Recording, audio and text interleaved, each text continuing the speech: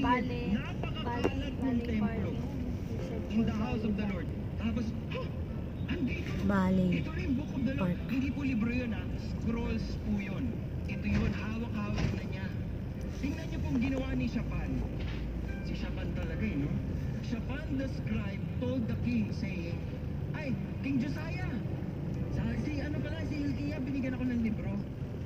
Ganun lang. Hindi niya alam kung ibig sabihin pala, libro.